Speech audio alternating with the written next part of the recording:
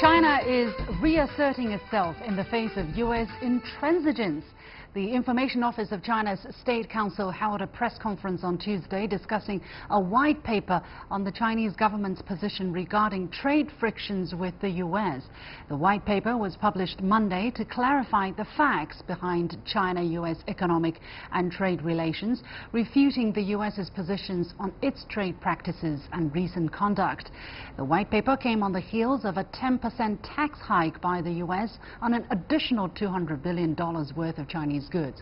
During the press conference, senior officials from the country's top reform agency, the Intellectual Property Office, as well as the Ministries of Commerce, Finance and Industry and Information Technology were all present to take questions from domestic and international media. Quite an impressive lineup. So what messages can we read between the lines? Can we expect this white paper to make a difference in the impasse between the world's two largest economies? And where might China-U.S. trade relations go in the future? Welcome to The Point with me, Li Xin, coming to you live from Beijing. Joining me in the studio is Gong, Professor of Economics from the University of International Business and Economics. From Hong Kong, Robert Koepp, Director of the Economist Corporate Network. And from Washington, D.C., Steve Pruitt, Managing Partner of the Watts Partners and former Staff Director of the House Congressional Budget Committee. Gentlemen, welcome to all of you. Now let's talk a bit first about why China have chosen to use facts instead of more tariffs, or not as much as what people would expect to fight back. But before we start the discussion, let's first listen to what Mr. Fu Ziying said during the press conference. He is China's trade negotiator and Vice Minister of the Ministry of Commerce. Let's listen in. China is willing to work in the same direction as the United States, following the principle of mutual respect and win-win cooperation, to focus on economic and trade cooperation, manage economic and trade difference, and thus build a new China-US economic and trade order that is balanced, inclusive, and mutually beneficial. So by playing that soundbite, I want to say I think the Chinese side is still open to negotiations to the U.S. side and is wanting to come to an agreement with the United States. And yet when the U.S. administration imposed tariffs, as I said, of 10% on an additional $200 billion of Chinese imports, Beijing had to respond with additional tariffs on $60 billion worth of goods. Some people are saying it's interesting that instead of putting tariffs on larger sum of imported U.S. goods, China has chosen to publish a white paper and hold a press conference. Robert from Hong Kong, why do you think China is using these approaches to address the issue at this particular moment? Well, I think it's worth pointing out that, first of all, there aren't a lot more goods that China can tariff from the U.S. because it's already kind of maxed out. It's approaching the entire value of goods imported from the United States. However, to your point, Liu Xin, indeed, they could have had it at a higher level, a higher tariff rate, and instead China has shown restraint, being at 5 to 10% instead of what was expected up to 25%. And why have they gone with the white paper? I believe it's because they feel, and this is a narrative we hear a lot about regarding China's relations with the rest of the world, it isn't being understood. So it seems it's trying to make its case and maybe even take into consideration that the U.S. is a very legalistically operating country. That's we're a constitutional democracy, and on top of that, the way the U.S. has approached this, the U.S. Trade Representative's Office has had a lot of legal framework behind it. So it seems China is just trying to state its case almost as if it's in a court of law, in this case in the court of public opinion. Right. So indeed, China is trying to win people's understanding and trying to explain itself as best as it can. And some people are saying China needs to do that because there seems to be a big misunderstanding about this country in the world. And at this moment, on the issue of trade, it's being led by the United States. So, John, do you think this white paper is released to serve that kind of purpose at this particular moment? Can it serve that purpose at this moment? I think that's the very intention of doing this. But in terms of persuading the people sort of making decisions, people in the USTR, for example, people like Robert Lighthizer and Peter Navarro, these people, I don't think they are going to be persuaded. I think the report at least is intended to sort of refute many things in that Section 301 report. I mean, if you look at the quality of the Section 301 report, a lot of things are very questionable. I mean, the things they talk about, a lot of things are very outdated. Especially related to so-called forced technology transfer. Other things I don't think it would withstand the kind of standard you would expect of as kind of a report to be used in a court, for example. It's mostly intended to be used in the court of public opinions, and I think the report from China's side debunks some of the allegations in the report, and I think at least it is intended to take the case to the American people. Hopefully by promoting the English version of this, and hopefully by sort of talk about this version in the press and what we are doing here, somehow the American public can have another version of the story, the narratives that the White House has been telling American people. So hopefully, I think in that regard, this report does have its meaningfulness, and hopefully it can do a good job of persuading at least some people in the United States. Mr. Pruitt, first of all, do you think there is a big misunderstanding on the part of the American people or on the part by the American administration at this moment when it comes to trade with China? And secondly, I don't know whether you read some parts of the white paper. What do you think of the release of it at this moment? Well, let me answer both your questions. The first one has two parts. One is, do the American people understand and know more about China and the trade situation? And I think the short answer to that is absolutely not. They don't. Trade is and can be a very complicated subject to master, and it's way above most people's comprehension here. Secondly, as far as the administration is concerned, there's an old adage that says, tell me something I don't already know. The decision makers that are serving in the current government already know that information, so I don't think the information itself will move the dial. I'm also concerned, I think, on behalf of the Chinese, that quite frankly they appear to be fighting a fight that was described 15 or 20 years ago versus the reality of what they're confronting today. Trying to win in the court of public opinion on this issue, particularly in America, is going to be very difficult for them. You have to understand that our current administration thrives on these kind of debates, and it's going to be very difficult, no matter how truthful, how factual they put things out in a white paper, to overcome what some of us just refer to as everyday crazy. So I think they're fighting the wrong fight. They're fighting it the wrong way, and I think they've got to recalculate, as I've said on other programs, how they want to approach this issue. Mr. Pruitt, what is the right way to fight it? What would be the right way to fight for the Beijing administration? Well, I think first and foremost, in my view, they've got to take this, to the extent that it's possible, out of the public arena.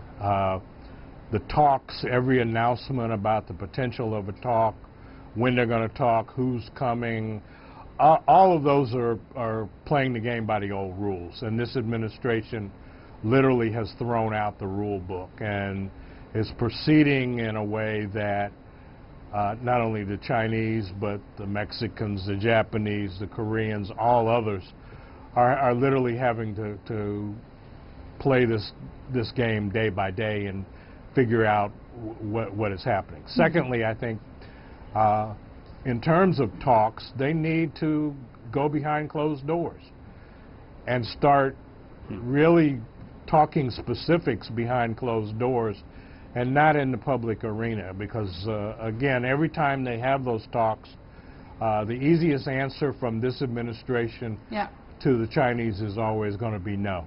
Okay, what would be, do you have a third point? Or these are the 2 points you wanted to mention? No, just okay. those two. Okay, so Yeah, concerning the first point, I think these are very interesting points. I mean, first of all, you mentioned you have to go behind closed doors. Maybe let's listen to a soundbite by the Vice Minister of Commerce, Wang Shouwen, what he said during the press conference today, which is pertinent to this. Let's listen in.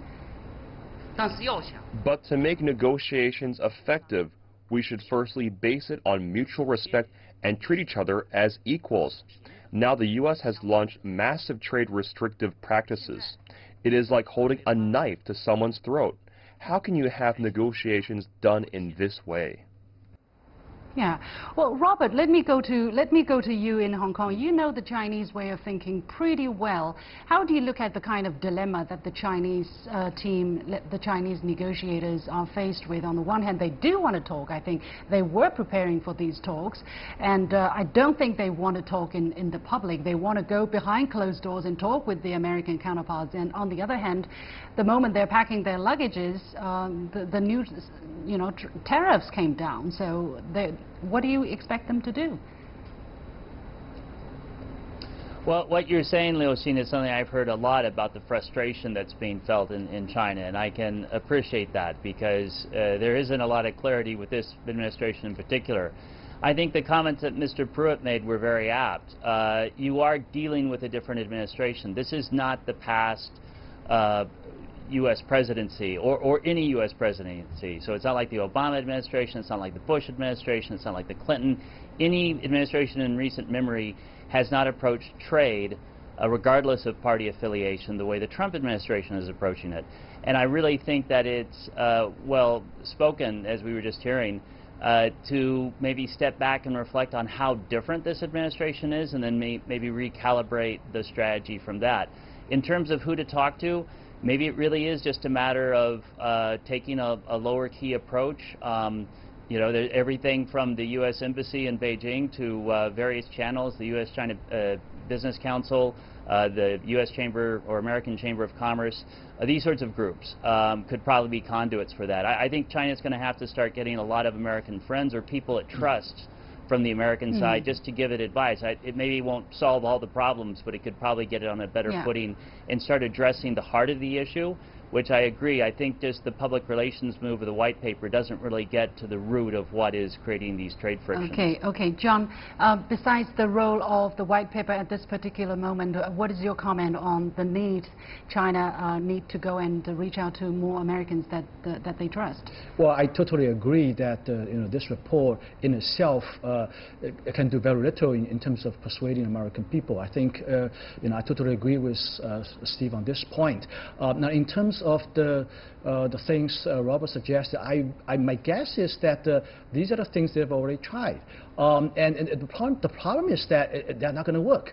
For example, the chairman of the U.S. Chamber of Commerce here in China publicly said that he doesn't have access to Donald Trump. I mean, they don't listen to him anymore.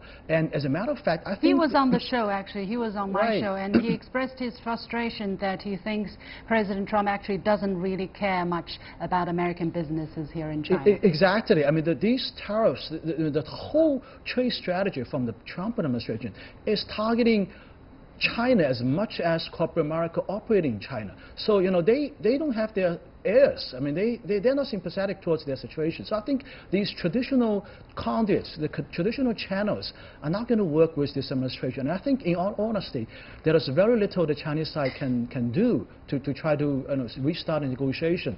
And we can talk about all the formats, strategies here, but at the end of the day, it is the strength of position from both sides that really counts. I mean, in this current administration in White House, they think that they have the upper hand, and they probably want to prolong this before getting into a serious negotiation, if it will ever happen, Okay, a very interesting situation. Actually, I wanted to talk about the white paper, but we talked anything but what is inside the white paper. Let's take a short break, and we'll come back and take a good look at the white paper, because I think there are some valuable information in there. Let's stick around.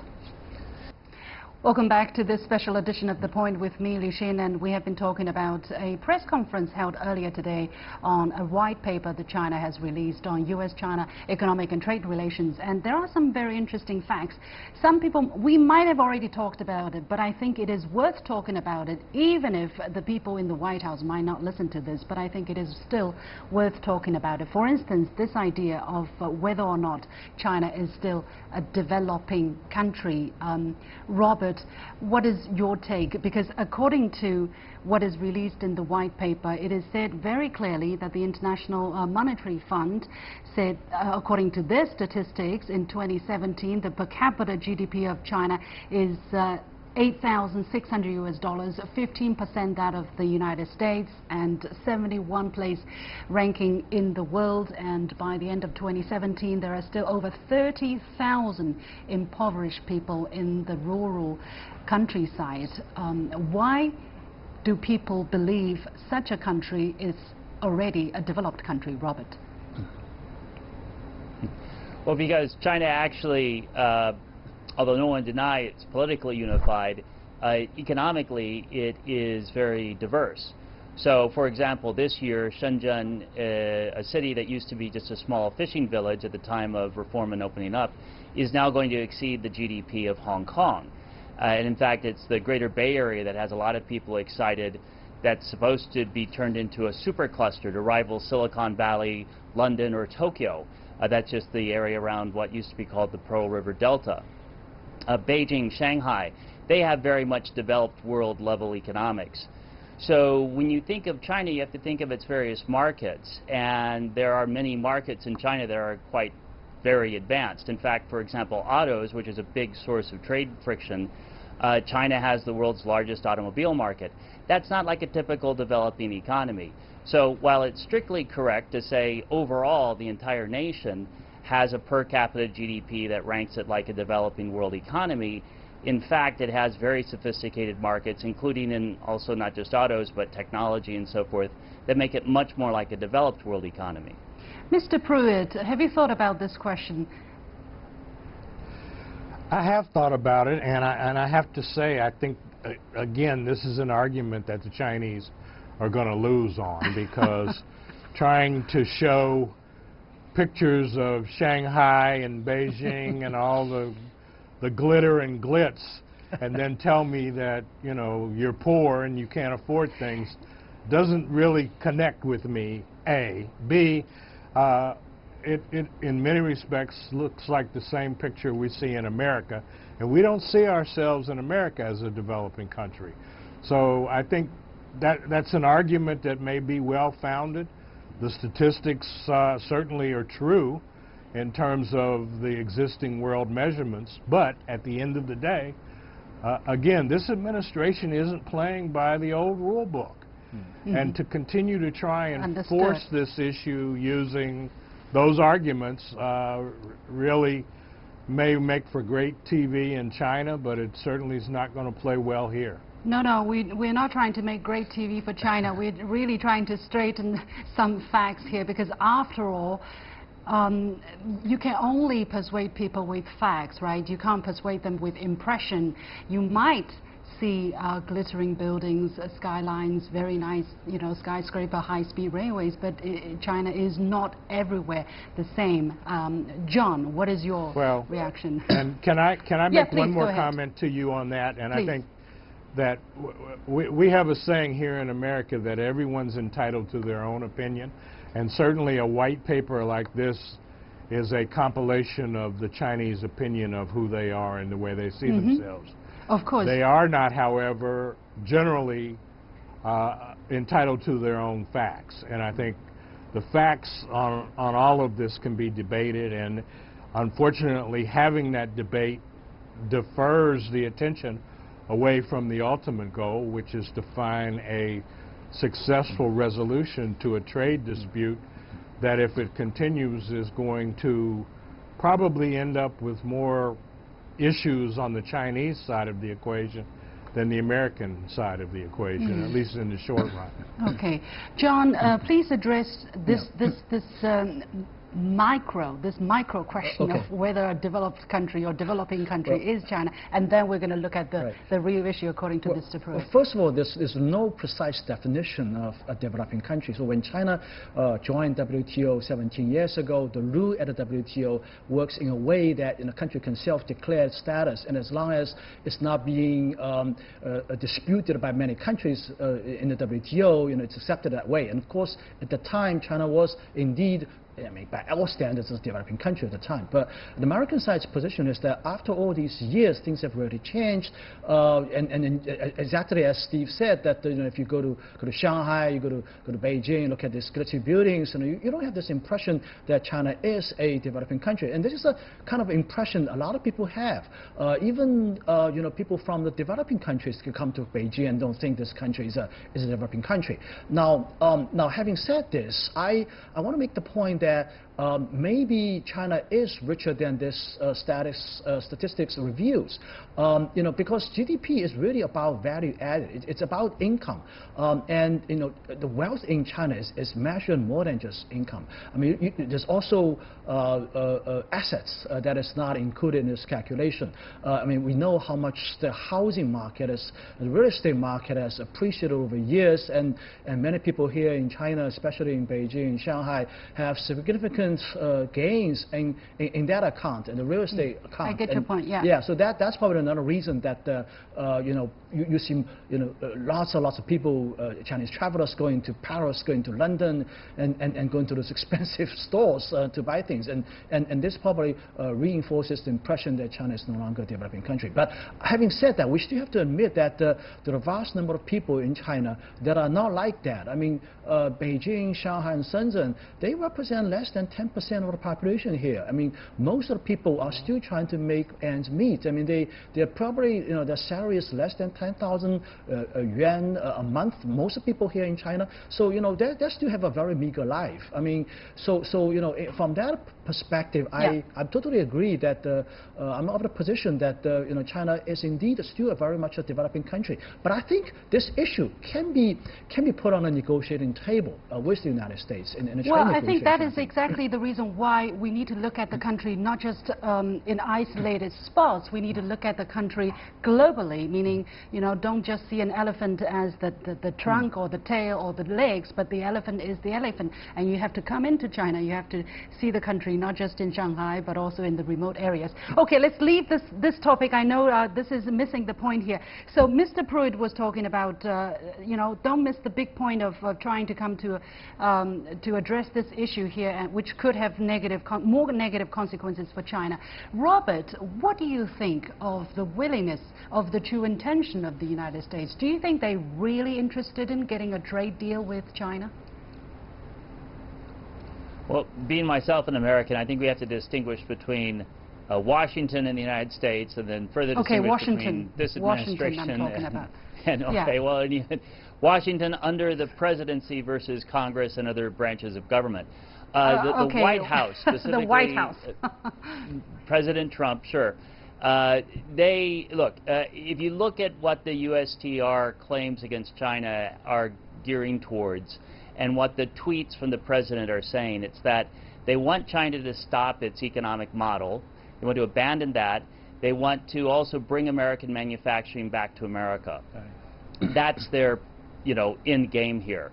How achievable that is and how much China is willing to compromise on that, I don't know. But to me, that's very clearly been signaled from the White House and from the president himself what they are looking for. Yeah. Do you think that's achievable? I myself, I just say very quickly, but from my perspective, no. I mean, why would China abandon its economic development model? So I will just go back to an earlier point I made about dialogue, and I totally take John's point about you've already been talking to the ambassador and the head of the Chamber of Commerce and so forth, but it's just going to be continued dialogue, and maybe it's a longer-term game. Maybe China has to think, hey, we're not going to get anywhere in the next 2 years at least. Maybe look at the next administration, or maybe look at building bridges in other places. But I think unless China is saying, hey, we'll give up our economic model for the sake of better trade relations with the U.S., you probably don't have a lot to negotiate. Maybe you can negotiate some smaller points, but you got to prepare for the long haul and a long-term strategy that goes beyond this administration. John, you wanted to jump in very quickly? I think the things that Donald Trump the Trump administration wants, as Rob has talked about, are not actionable in the short run. I mean, these are the things that takes time, even if they're going to change, let alone whether Chinese government agrees with that. So these things are not going to change in a short time, and you can't even put these things in a trade deal. Okay, but having said that, I think I still have some hope that Donald Trump still wants a deal here. I mean, look at the phone conversation that was published in Washington Post between him and Bob Woodward, and he was boasting about his achievements so far. And he mentioned, for example, the Supreme Court judge nomination, the tax bill. He also mentioned that he's trying very hard to strike the greatest trade deal ever in history. So that signals to me that he has to have this trade deal in mind, that he still wants to have a deal here. So I think that's some evidence that he might want something to be done here. Okay, Mr. Pruitt, what is your take? Do you think it is worthwhile trying to negotiate with the Trump administration? Well, first, I don't think the Chinese have any choice. I mean, given the impact that U.S. consumption has on their economy, they've got to negotiate. The question is, how do you negotiate? And not necessarily so much with whom you negotiate. And I think, in my view, that's part of the problem that they haven't addressed. Secondly, I think in terms of understanding what the objectives of the Trump administration are, if you recall, when we first got into these discussions, it was all about the trade deficit. So it's very much a numbers game, I believe, in the mind of Donald Trump. He gets those monthly reports and he sees the trade deficit numbers. And unfortunately, over the last several months, those numbers have been going, I would suggest, in the wrong direction from his perception. Right. And he doesn't really understand why. And he just sees a bad situation and he's got to dig in his heels. And that's why we're getting into this next round of tariff activity. But I think there are a number of avenues that I would be more than happy to share with Chinese officials that they haven't even touched, because they're not traditional avenues to communicate not only to the administration but to America and to the American decision-making community. It is certainly segmented, but it's much larger than the White House, and I think you will see in the coming weeks and months, particularly after our midterm elections, I think a much more open opportunities to pursue some of those things. Very interesting. Well, we'll keep talking about this subject, I hope, through November, and let's see what changes there might be. Many thanks to my three guests: John Gong, Professor of Economics from the University of International Business and Economics, and from Hong Kong, Robert Koepp, Director of the Economist Corporate Network, and from Washington, D.C., Steve Pruitt, Managing Partner of the Watts Partners and former Staff Director of the House Congressional Budget Committee. And that is it for this edition of The Point with me, Li Xin. As always, you can follow me on Facebook and Twitter using the handle The Point with LX. Download the application called CGTN to watch the show on your mobile devices, or go to YouTube and look for CGTN The Point. Thanks for watching. You've got The Point.